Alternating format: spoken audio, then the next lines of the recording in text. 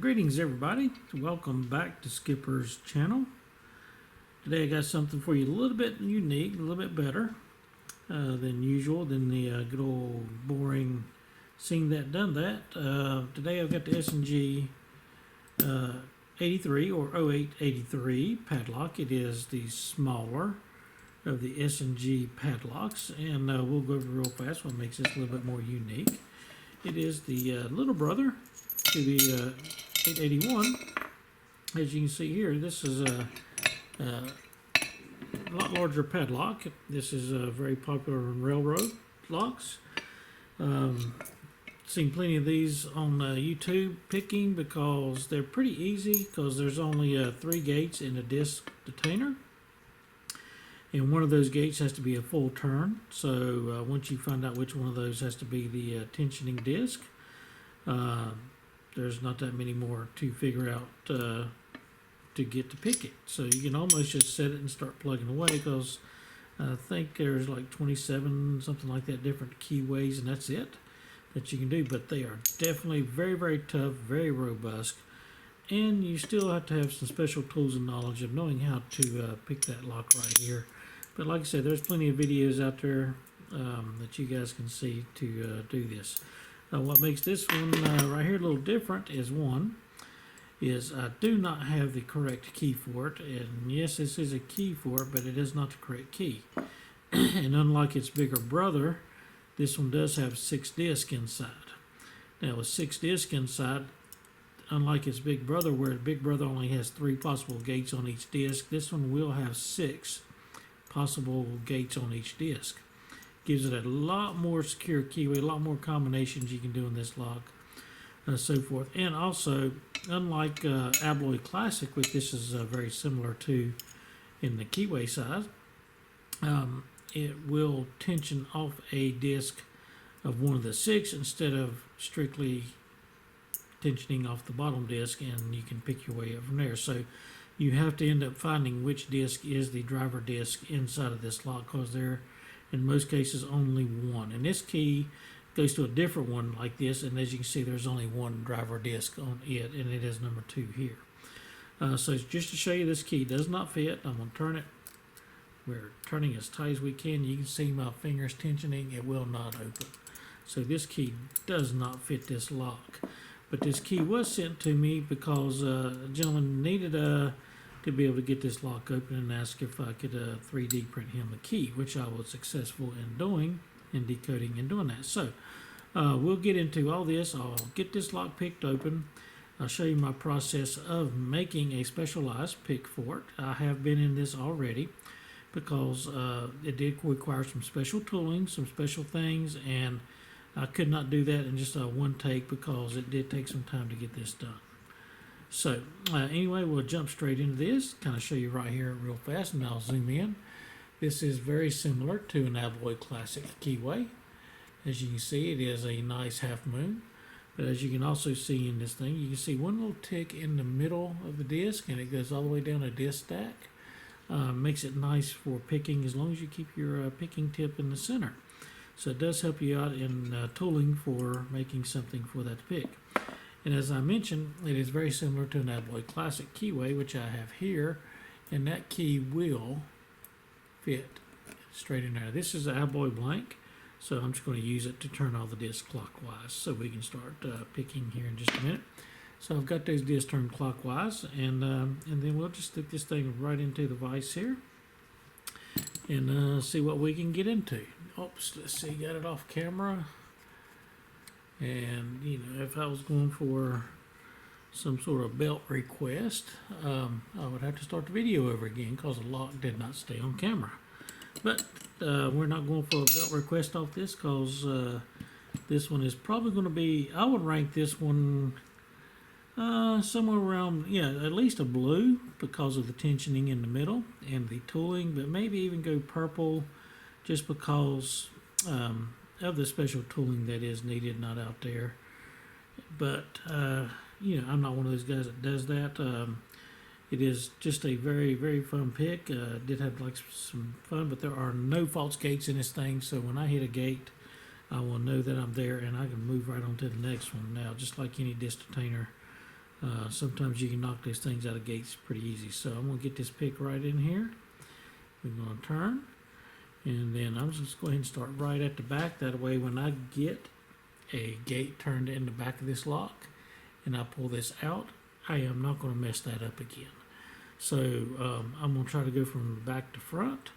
That way, you know, I can get these things and get them picked open.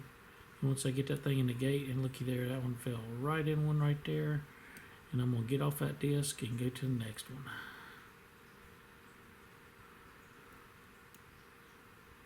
There's one right there.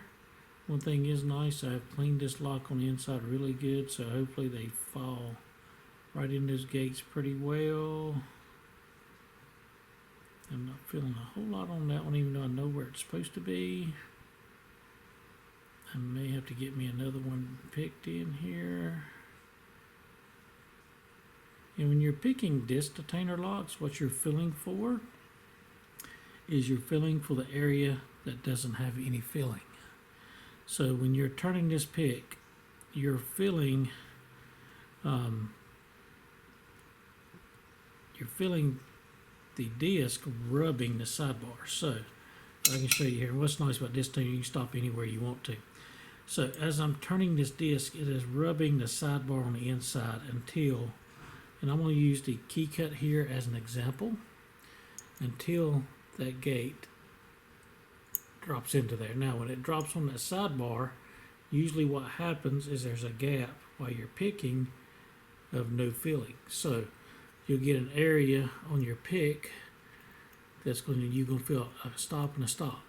But in between that stop and stop, you're going to feel nothing at all when you're turning your tip, because that disc is no longer running. But when you're not in that gate, you're going to be rubbing that sidebar, and you can feel it rubbing through there until you hit that gate, in which you'll feel nothing. And then you'll feel, you know, a little bit of rubbing, nothing, and then rubbing. And that's where you want to keep that thing is right between the nothing rubbing. So that's a little tip on picking disc detainer. So kind of forgot where I was on this, so I'll tell you what I'm going to do is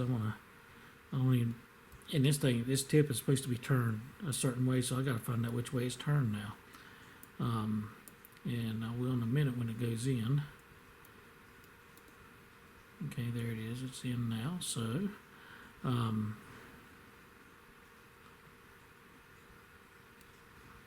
just go ahead and start with this one and see where I am. So on there, I'm feeling rubbing, and I feel rubbing, and sometimes it's going to rub the whole time, where you might not feel no rubbing, because it is possible that my picking bar is rubbing the disc in the center at this point, and I haven't got enough attention on the, like, but I think there's the least part of rubbing right there that I feel. I'm going to kind of leave it there for now.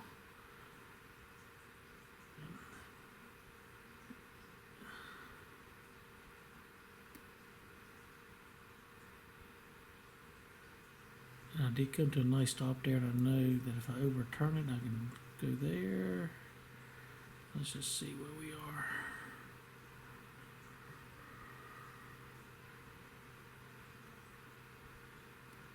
So I'm going to go here.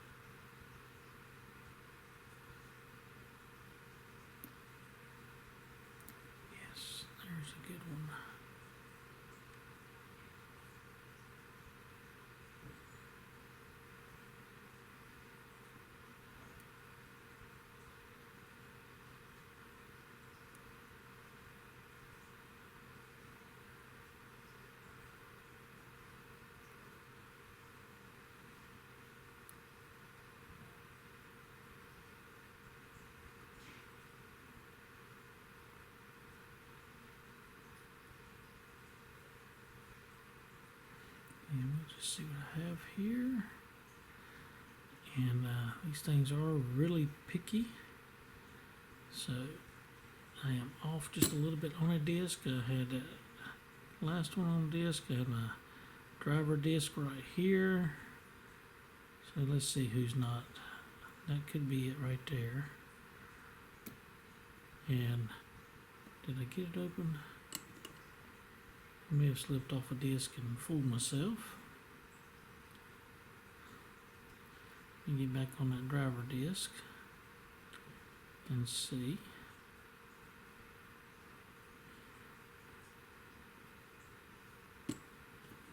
Okay, we'll go here.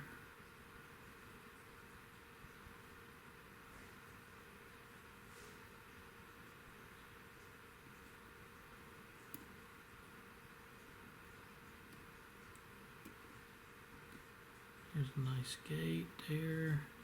Just checking my gates, make sure I didn't slip off anything. Okay.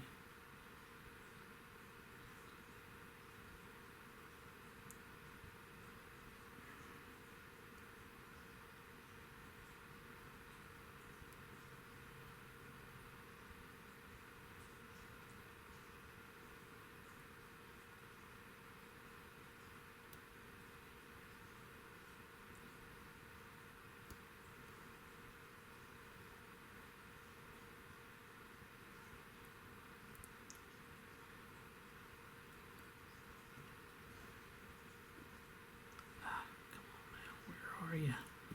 I mean, that thing's in the gate so tight that one doesn't even want to come out of it. So I know I'm good on that front one. It's just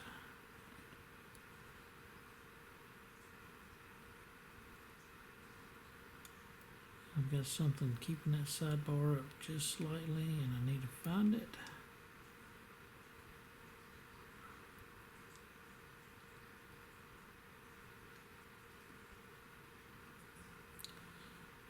You in there, leave you alone.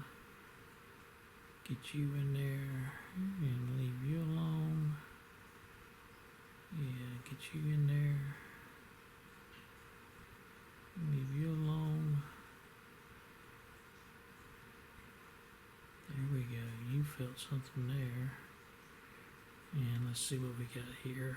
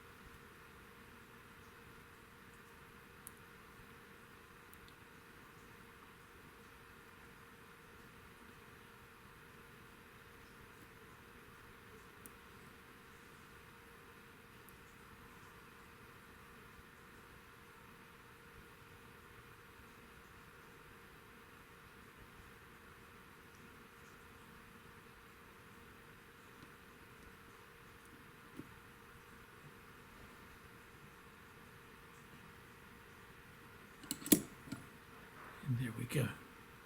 We got it open.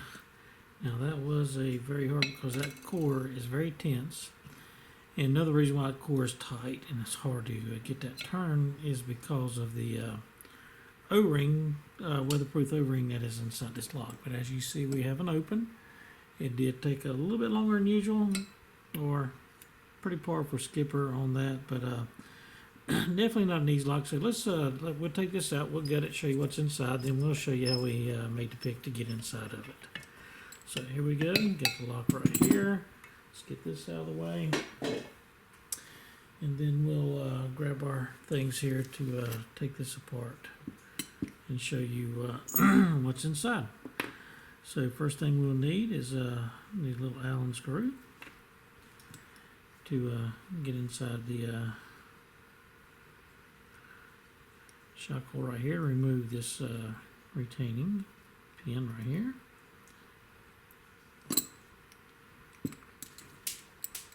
Okay, hold on a minute. Skipper failed. I always keep magnets with me to find these little things. And that's why I keep a little floor magnet so I can reach and grab them, put them back where they need to belong. Alright, so there we go. We got that part. And then now we'll need to unscrew this cap.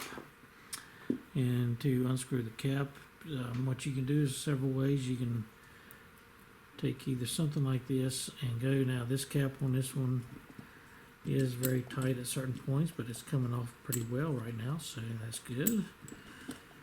So we'll do that, but we'll get to this point here, and let's see here. Doesn't want to turn, so I'm going to go grab something that helps me get a little more oomph into it to turn past some of these harder points. And we'll keep screwing, and we've got the cap off. So we'll take the cap, put it right here, and grab us some tweezers, and we'll start taking this little bad boy apart. Little spring, and then of course right here is the core. So what we'll need to do on this part is if we can take this lock, put it back together.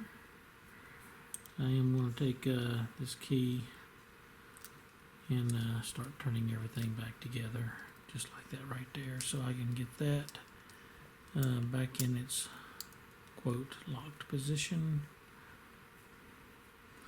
And I was pushing it out a little bit, so it may be a little more difficult to do, but let's just see if I can go ahead and take this core out.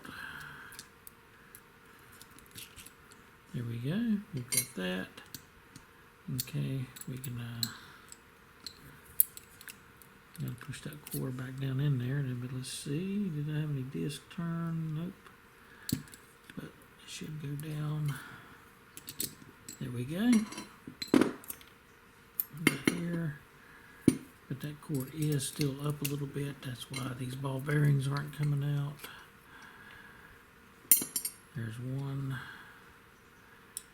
and the second one here does not want to come out yet easily, so let's see if I can pop it out, grab me a pair of pliers and push that core back down a little bit harder so that ball bearing will have room to come out. Still doesn't want to come out.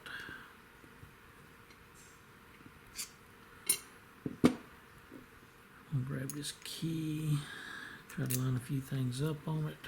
Maybe that will help me push that cord back down. There we go. As you can see, the ball bearing just came out. Now I got that, and what I'll do, got a lot of pieces, a lot of things going on here on the table, so let's clean this up a little bit so you can follow me in case you need to do this yourself. I'm going to take this key with the lock in this position right here, and I am just going to push on the disc right there to raise this lock up. So I don't even need it, but you can see now that cord's coming straight up. Now with that key still touching it, I'll flip the lock like this so the discs don't fall out. And then we'll have to grab this core and pull it the rest of the way out, and there we go. And I did have a little mess there, didn't I? Look at that. All right, not too bad of one. Core is empty, so we'll set it off to the side right here. We'll grab this sidebar, this sidebar. I'll show you some reassembly here in just a minute. But some discs did start to come apart there, and that's why it is like it is. So anyway, what we have here is we have, disc, top disc, which is a number 2 cut, but I actually think that may have flipped, because I think it is a number 3 cut from what I remember originally. So with it being anyway, we'll just put it in here. Spacer, as you can see, these spacers are some big hunky spacers. So you got plenty of room to work in between that lock, in between those discs. And then we have our driver disc, spacer, number 1 cut disc,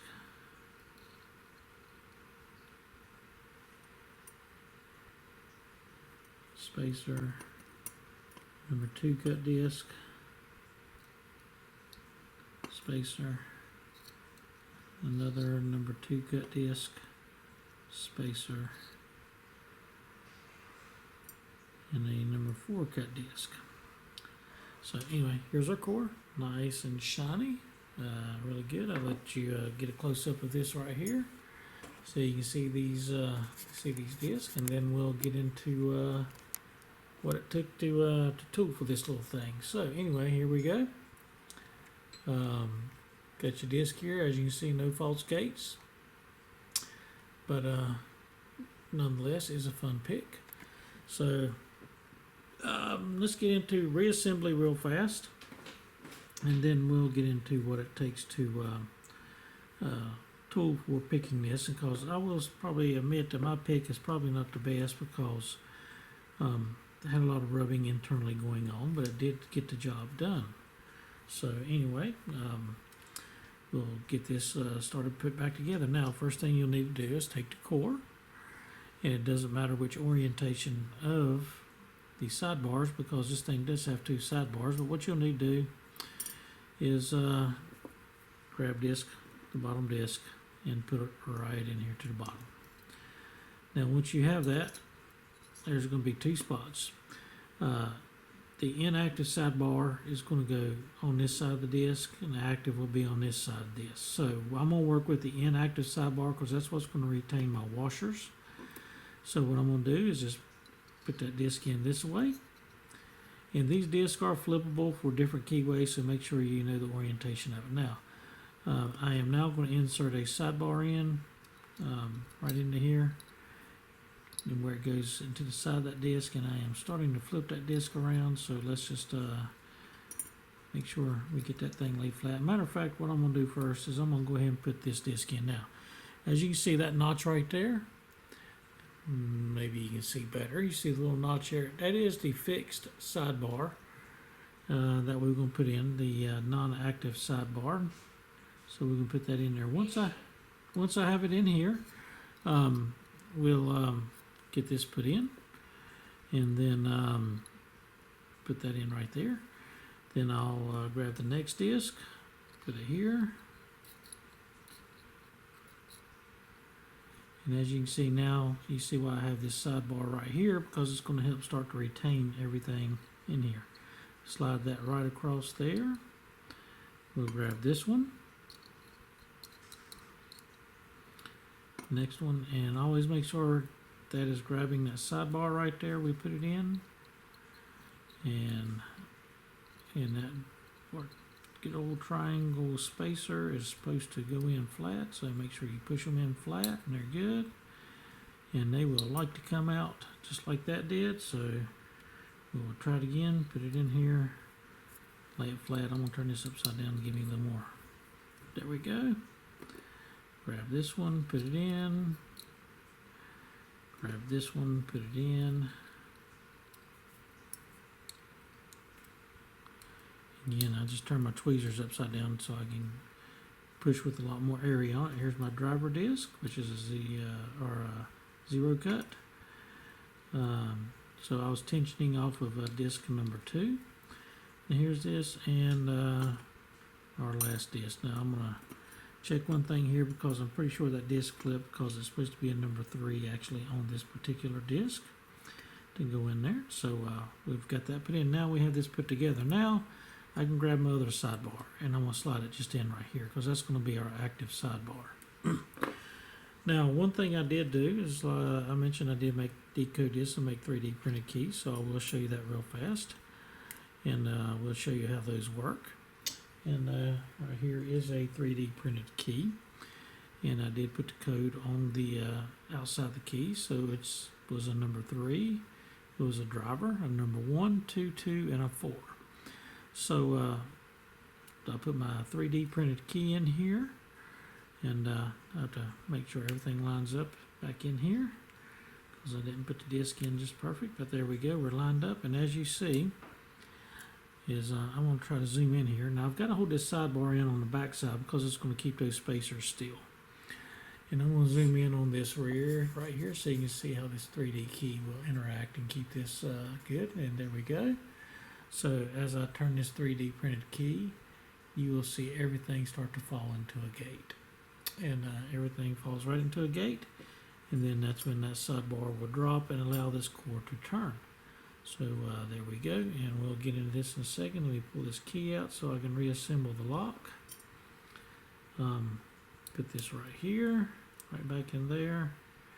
And now we have this. Now I'm keeping the pinching side right on both sides of the sidebar, and I'm going to zoom out before I get this off camera. Try to keep this right over this pinning tray. So now what I'll do is I'll take the lock, and you look inside the lock, you will see, you know, the active sidebar right here on the bottom, and there's not room for a sidebar on this side, so I know that my active sidebar will have to slide in this way. But we're not going to slide this in this way because I'd really do a skipper mistake if I did that. So what I'm going to do is grab it just like this. Sidebar's in place because I've got to make sure I keep those spacers in place. And then I'm going to slide the lock right on top of the core. And now as I start to slide in, I'm going to push that core in. And I feel something stuck there because this core is not. There it is. It's starting to push in. Okay, so now we're going. And then I'm going to take this key and do just the opposite. And I am going to push that core in until these discs come all the way to the top. Now, as you can see, these discs are now at the top, and it will stay there because inside of this lock is an O-ring. And that's what makes this lock a little bit harder to pick. When you have it picked and you've got everything in the gate and you start turning, you'll feel that resistance. And you have to turn pretty darn hard because that O-ring inside of this is putting resistance on this core because it's keeping it all waterproof and all that dirt and gunk out from the top of the lock. So now, anyway, that's just kind of want to mention that. So now we can turn this back over. As you can see, everything is back in place right here. So what I've got to do next is I've got to put the shackle in. So I'll put the shackle in. I'll go ahead and take ball bearings. And if you put grease on your ball bearings, wonderful, because that makes them stay in a lot easier. I do not put grease on my ball bearings because I love my locks just to be so smooth and not hung up. But it really doesn't affect it opens smoothly or not. But I just don't do that because I don't want any type of grease on the inside of my locks start to catch anything. Now, when you put this in, what you want to make sure of is this part right here. As you can see, this actuator on top. The top part is the thicker part, the bottom part is the thinner part. The thicker part, you know, if you notice when you turn this lock, you're going to turn this key that way. So that it's going to turn this way. So you want to make sure that thicker part turns towards the long shackle part, which I put down on this side. So once I get this nice and stabilized, put that in here. I'm going to try to drop that right in here. Once I drop it in, it'll retain those ball bearings in there pretty well. And we're right on top, and we are good to go. So now the ball bearings are in there good. And then I'll take the little spring, put the spring right on top here. And now we are good to go to start to put this top part on back. Now, here's my 3D printed key. You're going to get to see it work. So I'll put it right in here on the bottom, and I'm going to turn. And sometimes you just have to be really careful with these, but as you see, that actuator turn, lock open beautifully, retains. And then I can sit there and put this right back on top here. And just start to reassemble this lock for us. So, what I'm going to do is I'm just going to get this started, and then I'm going to skip this part as to not make the video any longer than possible. Well, let's just go ahead and see if we can get it done real fast. That way we don't miss anything interesting that may happen on the way. And this is just a filament cutter that I'm using to turn this core. It gives me a little bit more torque on it, and I need to turn that back to where it's either this way or this way, so that I can actually take this part of this little pin, put it here, and reassemble this lock. So we'll put this right back in here. There we go, put it here, and I can do that. Take the 3D key out, and we are all locked back up. Now, let's get to the good part. How did I tool for this S&G here? Because this will be the only second pick video. Hopefully, you know, I'll be one of the rare few that has this on video, but get yours picked and join me. So, with my pick, now this is what I did, is some of this is recognizable. And it's recognizable because of the very, very generic Chinese picks that you can buy really cheap all over the internet. And this is it right here. This is a cheap one. Now, a couple things I had to do to modify this is one, of course, I had to take this apart. So on this pick, you will find an Allen screw right here. And let's see if we can get into this Allen screw really fast, but it doesn't look like I have anything ready. To get right into the Allen screw. I wasn't quite prepared good enough for that. But anyway, you'll take this Allen screw out, you'll take the pick out, this out to where all you have left is this barrel. Now, I'm just going to go ahead and show you a sample on this. Now, you can do this with the sparrows too if you want to sit there and ruin your sparrows, but I don't recommend doing that. So what we'll do is you can see the difference between these tips. Now, I'm going to push this up and you see. Now, what I've done is I took this thing on an angle grinder, just a tip of it, and grinded the tip on this one this way, because we are working only with half a keyway, half the lock. So it doesn't, you can't have it centered up, or else you're going to cause all kinds of grinding and things like that. And that is why this is probably not the best pick for it. For feedback, because I'm always going to get a little bit of that tension and not get the correct feedback, but it was good enough to work.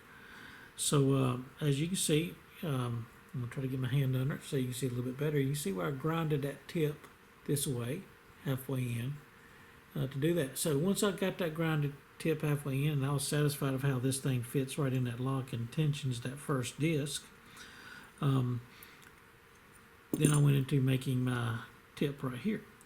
Now with making my tip right here, all I did is I took a 2 millimeter, that's a 1.5, and this is a 2 millimeter tip, and I'll explain why in just a second. If I can find a 2 millimeter sitting right here in front of me. I thought I set one here, and I'm mistaken, but did not. But you'll get the idea when I hold this 1.5 millimeter ejector pin. Is I filed the tip down with that ejector pin. Now you don't have to make them really thin, because you saw how big those spacers were in this pick. So you can actually just file it down, to where it fits in between the spacers. And then you want to file half of it away this way, just like that tip is right there, because you want to fit in that half moon, just like an Abloy Classic. You want to fit in that half moon so you can turn those discs. Now remember, it's only going to fit one direction, so if you're like this and pulling against it, you've got to go all the way like this to navigate. So once you get that done, you get that in, is what I did with the reason why I use a 2 millimeter is because, again, you see you're working down the center of the lock, and the very center of this lock is mostly hidden because of the disc. So what I wanted to do is I took that 2mm and kind of grinded it halfway down to about 1mm across, maybe slightly more than 1mm across. But as you can see,